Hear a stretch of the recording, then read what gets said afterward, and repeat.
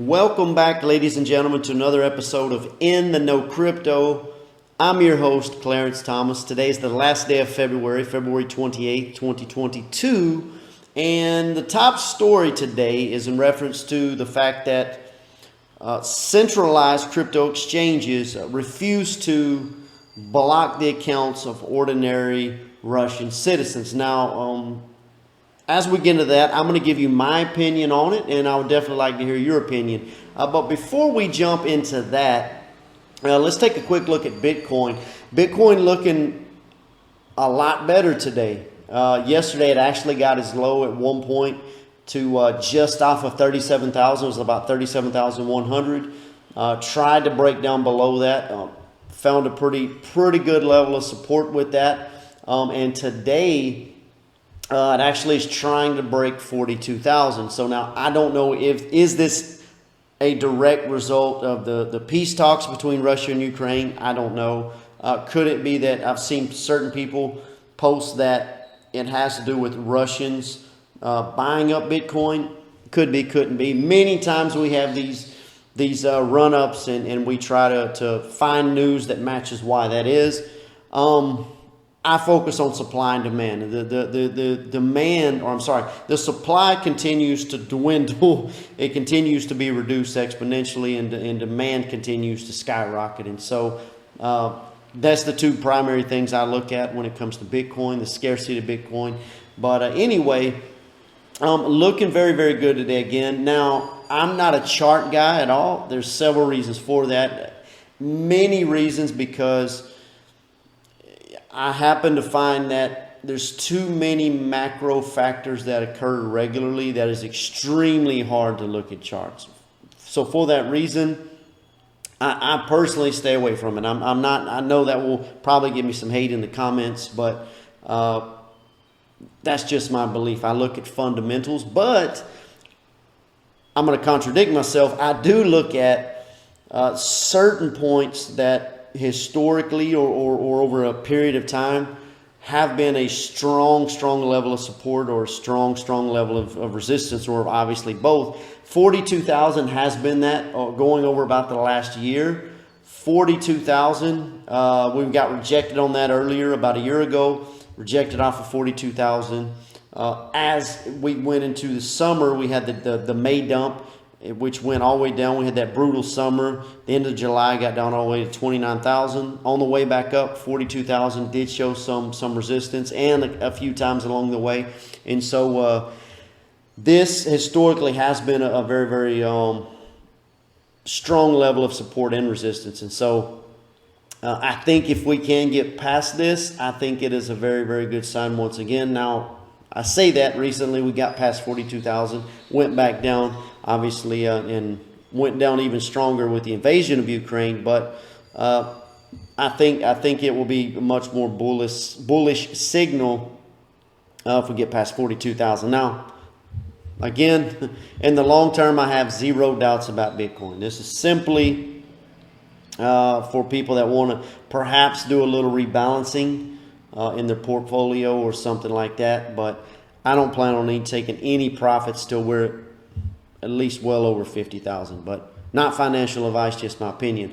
So let's jump in. So this article from CNBC, which specifically references Binance as the biggest crypto exchange, just say the world's biggest crypto exchange, Binance, says it will not block all Russian accounts despite Ukrainian requests. So and I don't even want to try the name, but I would butcher this name. But the vice prime minister of Ukraine did request that he says, "I'm asking all major crypto exchanges to block addresses of Russian users. It's critical to freeze not only the addresses linked to Russian and Belarusian politicians, but also to sabotage ordinary users." Now. So, and I'll tell you up front, I'm glad that Binance declined, Kucoin declined, as well as Kraken. Don't know what others declined or even if they commented. I'm glad that they did so, and there's several reasons for that. It's the nature of crypto itself. Bitcoin in itself is apolitical, it's decentralized, and it's censorship resistance. It is the exact opposite of social media platforms and et cetera, right? So to go against that for ordinary citizens is wrong on several levels, in my opinion.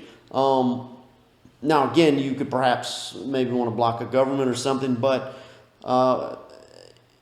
the nature of crypto, again, I think that goes against what we stand for in crypto. In addition to that, I think from a business perspective, that it would be very, very, very foolish. That would just simply make way for decentralized exchanges, DEXs, such as Uniswap, etc., to eat up that market share. We saw that back in October when China restricted even further in their citizens and blocked a lot of exchanges, etc. We saw a nice rally, a tremendous amount of volume with Uniswap, and so that would it's inevitable. People are going to use exchanges, and again, I don't think it makes sense from a humanitarian standpoint. It doesn't make sense. I think it goes against the ethics and morals of what crypto stands for, and I think it would be business suicide. Again, my opinion. I'd definitely like to know your opinion. Do you agree with me? Or do you think I'm an idiot? Do you think I'm stupid? What do you think? But one thing I will remind you, anyone that disagrees with me, is that if they do that to your enemy, they can do it to you as well. And so you want to keep that in mind. I know a lot of Russians, very, very good people, and I don't think many of them support this war. The ones that I know do not support it. And so, again, a little bit of a rant there, but I just wanted to give my opinion on that. So, moving along to the next story. So, eBay, now it says here in this from the street, eBay might take crypto payments, already accepting NFTs. A couple things with that. So, first off, NFTs, because of the nature of eBay, NFTs have been getting sold on eBay since last year anyway. It's not something that they said, hey, we'll accept NFTs. People just started selling NFTs without permission, which is very, very cool. Which that decentralized nature, and I continue to use that phrase, is what allowed eBay to grow into the behemoth that it is, right? But a couple of comments here from here. It says, we will continue, now this is from the CEO, says, and so we will continue to evaluate other forms of payment that we should take on the platform. We don't currently accept cryptocurrency on the platform, but it does say that they will. It does say that they actually will start to heavily look into that. And here's where it talks about the NFTs specifically. And it says, we did change our policies last year so that you could trade NFTs on the platform. Essentially, eBay is the best place because people just started adding them to the platform. So even without announcing anything or doing anything, people started trading NFTs on the platform. So, okay, let me correct myself. They did start allowing it. They just didn't make a big fanfare about it, and people started doing it. Correction there, apologies. I just wanted to find the spot where it talks about, basically it just says that, it just goes on to say that they will start looking heavily into taking crypto. Anyway, I'm not even finding it's not that serious, but it's just that they will start looking to accept crypto. Now, this makes me actually think about, there's a project I have not thought about in a long time, but I did own some in 2018, and that's UTrust. Now, UTrust actually, the 2018 rally got as high as $1 something. UTrust did get 90 cents in this in this bull run of 2021, and now's about 20. It's sitting around the 20-cent range. Now it was in the bear market about a penny, and so it's actually doing pretty well. It's ranked number 376. And what UTrust is they tout themselves as PayPal for crypto.